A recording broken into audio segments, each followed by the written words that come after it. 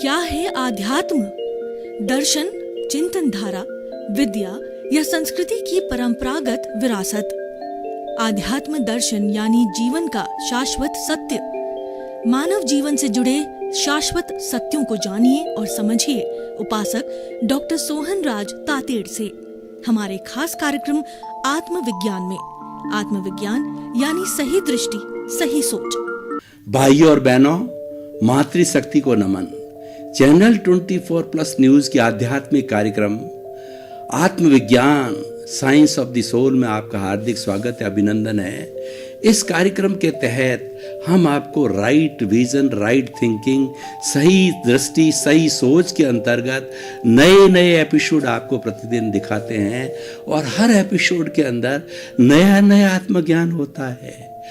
आपका जो अस्तित्व है उसको हम पुष्ट करते हैं। मैं कौन हूं ये बात आपसे तय करवाते हैं, क्योंकि हमारे इस कार्यक्रम के केंद्र में आत्मा है। कोई पूजा पाठ नहीं, कोई क्रियाकांड नहीं, कोई मूर्ति नहीं, कोई तंत्र नहीं, कोई मंत्र नहीं, कोई जादू नहीं, कोई टोना नहीं। आत्मा, आत्मा। उस आत्मा को हम किस तरीके से जीवात्मा से ज्ञान लेकर अंतरात्मा और अनुभव करके परमात्मा बना सकते हैं, ये पूरा सिस्टम जो है अलग अलग एपिसोड के माध्यम से हम आपको समझाते हैं। तो इसी क्रम में आज हमारा एक बहुत सुंदर एपिसोड है 5 महाव्रत। भाई और बहनों, हमें इस आत्म तत्व को जानने के लिए एक आचार संहिता को फॉलो करना पड़ेगा, आचार मीमांसा को फॉलो करना पड़ेगा।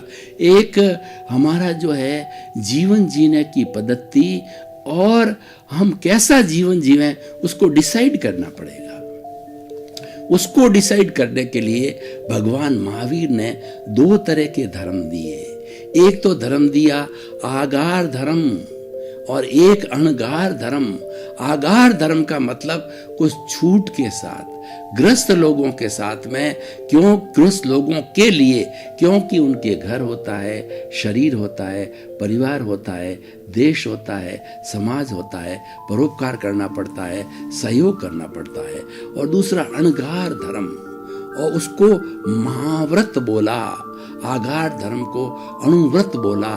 तो आज अब महाव्रत की व्याख्या कर रहे हैं कि महाव्रत का मतलब ऐसा धर्म जो कि अणगार है, जिन्होंने कि कंचन कामिनी को त्याग दिया और दुनिया से जिन्होंने संन्यास ले लिया है। सभी माता पिता भाई बहन सबके रिश्तों को जो है उन्होंने जो है वो एक तरीके से सांसारिक रिश्तों से उन्होंने छुट्टी पा ली है और वो 5 महाव्रत धारी बन गए।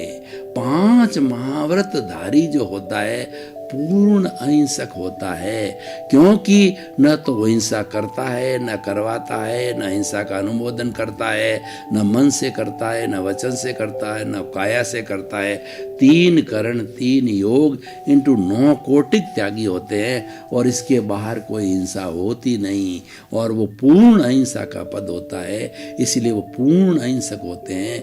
जैन साधुओं को पूर्ण अहिंसक की परिभाषा दी गई है, पद दिया गया है। तो उन 5 महाव्रतों की हम व्याख्या करेंगे कि किस तरीके से 5 महाव्रतों का पालन करते हैं। वो 5 महाव्रतों का पालन क्यों करते हैं? कि उनके केंद्र में आत्मा है।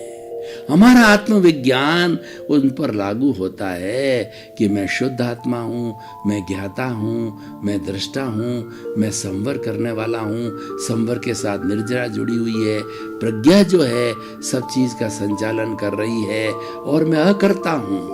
मेरा काम तो भेद विज्ञान करने वाले होते हैं। 5 महाव्रती भेद विज्ञान कर लेते हैं कि शरीर अलग, आत्मा अलग। आत्मा के खाते के अंदर प्रज्ञा है, 5 महाव्रत है और ज्ञाता दृष्टा भाव है। वहां पर निर्जरा है, वहां पर संवर है, वहां पर मोक्ष है। वो रास्ता है 5 महाव्रत का। और दूसरा जो रास्ता है, दूसरा जो उसका भाग है, वो अज्ञा का भाग, ये शरीर है। क्यों? कि ये जो शरीर 5 महाव्रती सोचता है कि मुझे उसके भी शरीर होता है। हमारे भी शरीर होता है, हर प्राणी के शरीर होता है, परंतु वह चिंतन करता है उसके साथ की उसकी रॉन्ग बिलीफ समाप्त हो जाती है। 5 महाव्रती बनते ही रॉन्ग बिलीफ समाप्ति हो जाती है और वो 5 आज्ञा का धारक बन जाता है। सम्यक दर्शन, सम्यक ज्ञान, सम्यक चारित्र और सम्यक तप। रियल और रिलेटिव जो आज्ञा है वह जो है सम्यक दर्शन को पैदा करने वाली होती है, सम्यक दर्शनी बनाने वाली होती है और ज्ञान लेते ही सम्यक दर्शन हो जाता है और 5 महाव्रती बनते ही जो है वह सम्यक दर्शनी बन जाता है। तो उसके बाद के अंदर जो दूसरी जो आज्ञा होती है वह सम्यक ज्ञान को देने वाली होती है। जगत नियंता व्यवस्थित शक्ति, ये सब को जो चलाने वाली शक्ति है वो व्यवस्थित शक्ति है। वो व्यवस्थित शक्ति मुख्य उसमें 6 द्रव्य होते हैं, द्रव्य क्षेत्र काल भाव होते हैं और काल स्वभाव कर्म पुरुषार्थ नियति होते हैं, कर्म का सिद्धांत होता है। ये होता है सम्यक ज्ञान। और तीसरा होता है सम्यक चारित्र।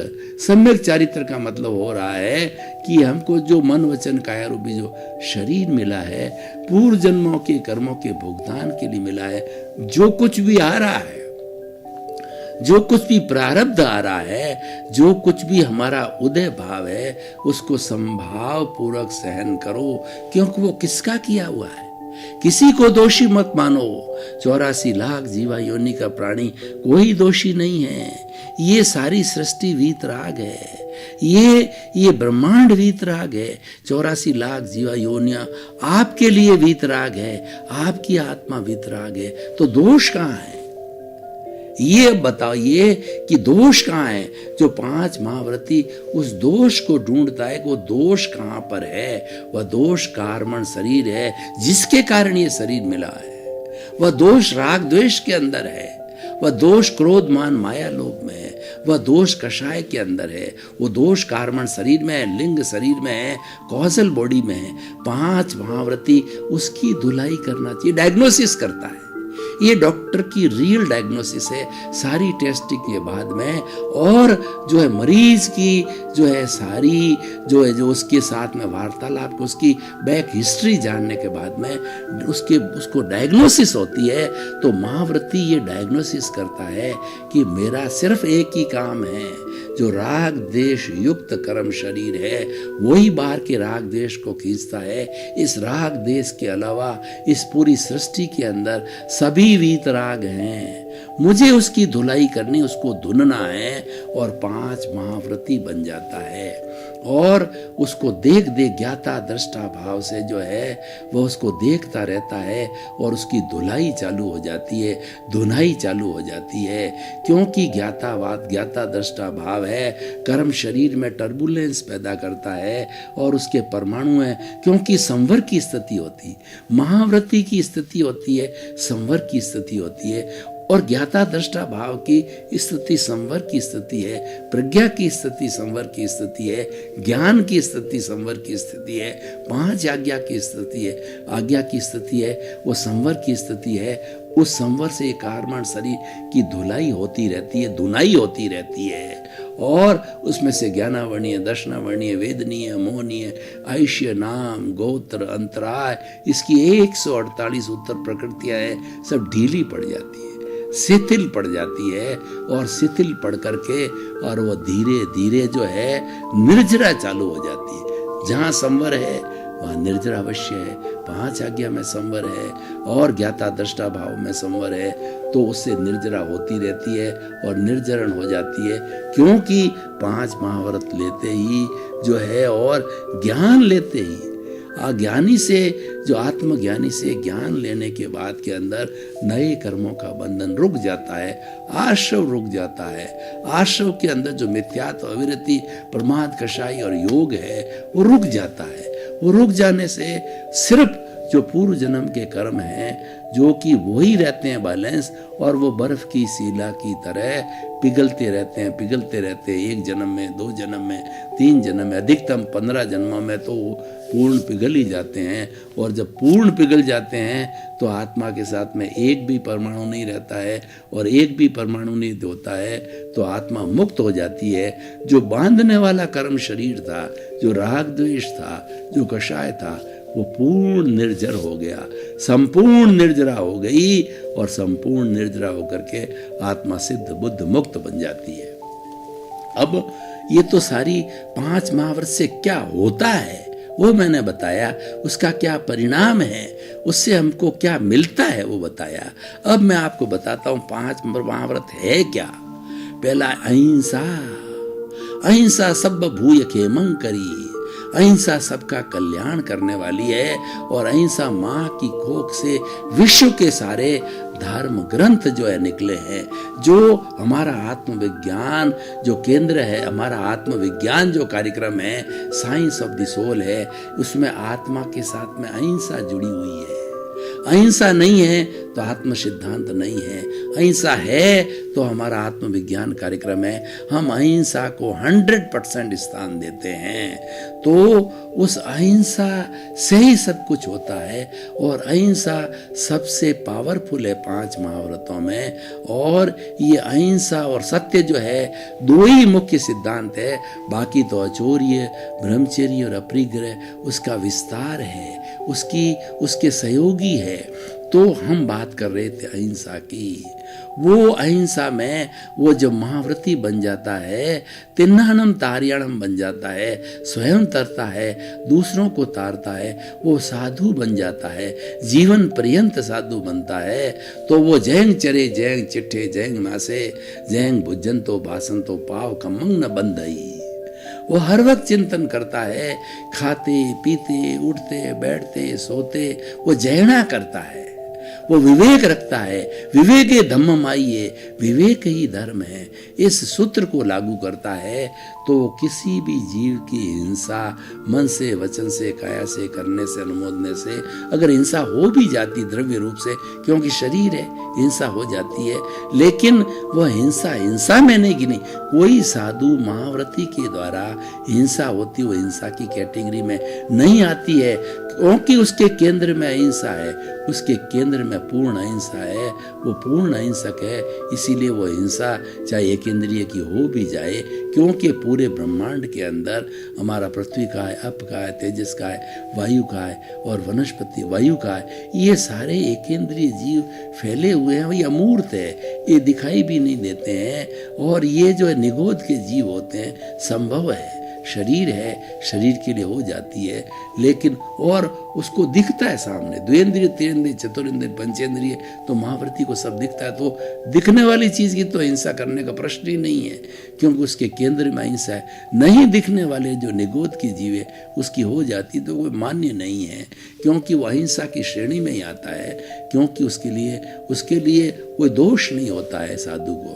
तो अहिंसा। दूसरा सत्य। जो साधु होता है 5 महाव्रतधारी, वो God is truth is God, God is truth, ये मानता है कि सत्य ही भगवान है, भगवान ही सत्य है। भगवान का अर्थ ये होता है कि जो अंतर आत्मा वो बन गया महाव्रती, उसको परमात्मा बनाना चाहता है, उसको भगवान बनाना चाहता है। तो भगवान बनने की प्रक्रिया में अंतर आत्मा से जो है वह जो है बन जाता है, परमात्मा बनाने की प्रक्रिया के अंदर लग जाता है। तो वो जो है सत्य, सब चीज सत्य को स्थान देता है, क्योंकि ज्ञाता दृष्टा भाव में सत्य है। ज्ञाता दृष्टा भाव वाला असत्य में नहीं जाता है, और असत्य होता है तो प्रतिक्रमण करता है। हर चीज संभव है। साधु असत्य में जा सकता है, तुरंत प्रतिक्रमण करता है। मिच्छामि दुक्कडम, मेरे से गलती हो गई, हर क्षण प्रतिक्रमण करता है वह। और प्रतिक्रमण का अर्थ यह होता है कि मैं छद्मस्त हूं, अभी मैं अंतरात्मा हूं, मैं परमात्मा नहीं बनता। परमात्मा से तो गलती होती नहीं है, क्योंकि परमात्मा में गलती करने की मौजूद ही नहीं है, राग द्वेष मौजूद नहीं है। जो हमारे अंतरात्मा है, जो 5 महाव्रती है, उसके अंदर जो निर्जर होने वाला डिस्चार्ज अहंकार है, डिस्चार्ज राग द्वेष है, वो तो भी मौजूद है। क्योंकि 5 महारत तो आज लिए हैं, पूर्व जन्मों के अंदर उसने कितने कितने जो है 84 लाख जीवा योनि प्राणी से दोष किए हैं, वही सारे दोष कार्बन शरीर के रूप में एकत्रित हुए हैं, उनका फोर्स है, वो तो कराएंगे ही। वो तो अपना जो पूर्व जन्म का जो उदय काल है उसका फोर्स आता है, फोर्स के वशीभूत वो कर लेता है। क्योंकि ये प्रक्रिया हो रही है, वो जानबूझ के नहीं कर रहा, वो रोक नहीं सकता, वो उदय काल है। तो जो हो रहा है 5 महाव्रती वह करने वाला है, वह भोगने वाला शरीर है, लेकिन वो तो मानता है मैं तो ज्ञाता दृष्टा हूँ, मैं अलग हूँ, तो सत्य को भगवान मानता है। वो न तो झूठी वाणी बोलता है और न किसी का बुरा हो सोचता है, और ऐसी असत्य वाणी नहीं निकालता है जिसे किसी का बुरा, उसको कोई लेना देना ही नहीं है, उसका लक्ष्य बदल जाता है। और ये सत्य असत्य की बातें तो जीवात्मा के लिए होती है, क्योंकि जीवात्मा में राग द्वेष होता है, वहाँ मैं है और मेरा है, कर्ता भाव है। और ये जो अंतरात्मा है, जो 5 महाव्रती है, वह अकर्ता हो जाता है। तो क्यों झूठ बोलेगा, किसके लिए झूठ बोलेगा? वो तो कहता है शरीर भी मेरा नहीं है, ये शरीर धीरे धीरे विलीन हो रहा है, और जब पूर्ण विलीन हो जाएगा तो जला दिया जाएगा। भुगतान के लिए शरीर मिला है, उसका भुगतान हो रहा है, वो तो किसी में दोष देखता ही नहीं है, तो क्यों वो असत्य बोलेगा? अहिंसा, सत्य, चोरी करना, साधु किस लिए चोरी करेगा, क्यों करेगा? वो तो भिक्षा लेकर के अपना भोजन का निर्वाह करता है, क्योंकि वो आत्मज्ञान देता है लोगों को, तो लोगों से अपेक्षा रखता है, वो अपने पात्रे रखता है, और वो भिक्षा ग्रहण करता है लोगों के पास में जाकर के, और लोग बड़े आराम से देते हैं, क्योंकि लोगों को भी बड़ा फायदा होता है। अन्न पुण्य, पान पुण्य, लयन पुण्य, शयन पुण्य, मन पुण्य, वचन पुण्य, काय पुण्य, नमस्कार पुण्य, 9 तरह का हम साधु को जो कोई भी ये चीजें अर्पित करते हैं, ये चीजें देखते हैं, इनको बहराते हैं, तो उससे हमारा पुण्य का बंधन होता है, और पुण्य हमारी साधना में सहायक है। पुण्य कोई बुरी चीज नहीं है, लेकिन अल्टीमेटली ये बेड़ी है। पहले पाप को काटने के लिए पुण्य का सहारा लेना पड़ता है। हमारे कपड़े के ऊपर गंदगी बहुत ज्यादा आई होती है, तो डिटर्जेंट पाउडर का हम सहारा लेते हैं।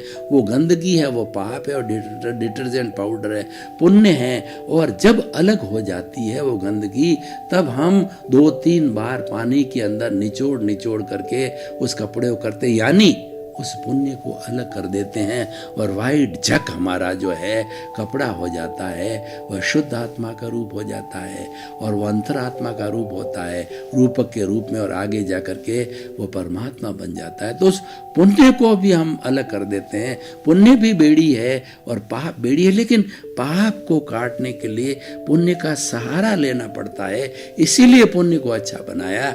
जब इसके सहारे से पाप कट जाता है तो पुण्य को भी हम बाद के अंदर काट देते हैं। तो अहिंसा, सत्य, चोरी और ब्रह्मचर्य, कंचन कामिनी का त्यागी होता है साधु महाव्रती।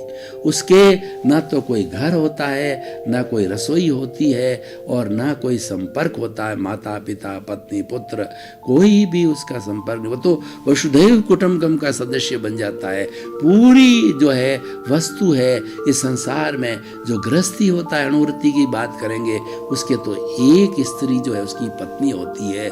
लेकिन ये जो ब्रह्मचारी होता है, वो ब्रह्मचारी क्या समझता है? 5 महाव्रती इस संपूर्ण की समस्त स्त्रियां छोटी है तो मेरी वो बेटी है, मेरी बराबरी उम्र की है तो मेरी बहन है, मेरे से बड़ी है तो माता तुल्य है, उससे ज्यादा बड़ी है तो दादी है, नानी है। वो तो उसको उस रूप के अंदर समझता है, वो ब्रह्मचारी की भावना नहीं रखता, और किसी सुंदर चित्र की तरफ भी नहीं देखता, सुंदर चेहरे की तरफ भी नहीं देखता, क्योंकि कंचन कामिनी का त्यागी, उससे उसको दोष लगता है, उससे उसके भाव बिगड़ते हैं। हर वक्त महाव्रती सोचता है भाव मत बिगाड़ो, भाव बिगड़ जाएगा, भाव सुधारो, भाव सुधर जाए। 24 घंटे ही माला जपता है, मैं ज्ञाता हूँ, मैं दृष्टा हूँ, मैं जानने वाला हूँ, मैं देखने वाला हूँ, मैं करता हूँ। भाव मत बिगाड़ो, भाव बिगड़ जाएगा, भाव मत बिगाड़ो, भव मिट जाए। राग द्वेष के साथ जुड़ो मत। ये फिल्म चल रही है, जो हमारा कर्मों का उदय ये फिल्म है, इस फिल्म के साथ मत जुड़ो। यानी अगर जुड़ोगे तो राग द्वेष हो जाएगा, राग द्वेष होगा तो खंडन हो जाएगा 5 महाभारतों का, और खंडन भी संभव है। उसके लिए प्रायश्चित पश्चाताप है, क्योंकि अभी वो परमात्मा नहीं बना है। हर चीज संभव है। पुराने उसके जो कर्म का फोर्स है वो शिथिलता आ सकती है, वो थोड़ा चूक भी सकता है, उसके लिए प्रायश्चित है, वो प्रायश्चित करता रहता है। सामायिक आलोचना, प्रतिक्रमण, प्रत्याख्यान महाव्रती के सूत्र रहते हैं, ये टूल्स रहते हैं, उसे वो अपने शुद्धिकरण करता है। तो मैं बात कर रहा था अहिंसा, सत्य, अचौर्य, ब्रह्मचर्य, अपरिग्रह। अपरिग्रह का मतलब शरीर ढकने के लिए ये एक व्यवहार है। उसमें भी चेलक अचेलक 2 तरह के साधु होते हैं। जो चेलक होते हैं वस्त्र धारण करते हैं, नंगे नहीं रहते हैं। अचेलक होते हैं वो नग्न रहते हैं, सिर्फ पीछी होती है। और इन साधुओं के भी जो कपड़ा धारण करते ओगा रहता है श्वेतांबरी के। तो कहने का अर्थ ये है कि वो अहिंसा की रक्षा के लिए है, और कपड़ा एक व्यवहार दृष्टि से उनके साथ उनका कोई महत्व नहीं है, उनके साथ के अंदर उसका कोई जुड़ाव नहीं, कोई राग द्वेष नहीं है। मूल जो है वो महाव्रती के केंद्र में राग द्वेष रूपी अशुद्धि कारण शरीर के शुद्धिकरण की बात 24 घंटे रहती है। और उसके लिए सूत्र हम आपको बताते जा रहे हैं, वो उसके केंद्र में रहते हैं। और उसके बाद में अपरिग्रह की मैंने 5वीं बात कही, कोई धन दौलत, बैंक बैलेंस और कुछ घर परिवार कुछ नहीं रखता, मात्र जो है शरीर की आवश्यकता है।